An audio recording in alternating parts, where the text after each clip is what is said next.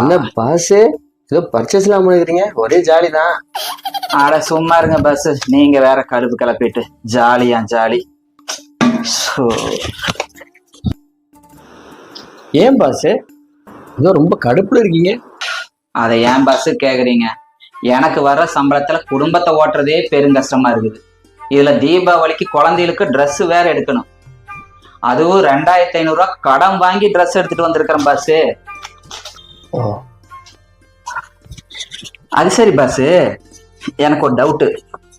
வேலைக்கு போற என்னாலேயே துணியை கடன் வாங்கி தான் நான் எடுத்தேன். வேலைக்கே போகாம நீ எப்படி பஸ் துணி எடுப்ப? பாஸ் அது ரொம்ப சிம்பிள் பாஸ். நான் என்ன பண்ணுவேன் தெரியுமா? மொத்த குடும்பத்துக்கு ஆன்லைன்ல ஆர்டர் போட்டுருவேன். துணி வருமா, தீபாவளி அன்னைக்கு மொத்த குடும்பமா சேர்ந்து அதை அழுக்கு பண்ணுவோம். அடுத்த நாள் ஐயோ துணியை நீங்க அழுக்க அனுப்பிட்டீங்கன்னு சொல்லிட்டு அதை ரிட்டர்ன் போட்டுருவேன். அவங்களும் காசை போட்டுருவாங்க. இப்படித்தான் 5 வருஷமா ஓட்டிட்டு இருக்கேன்.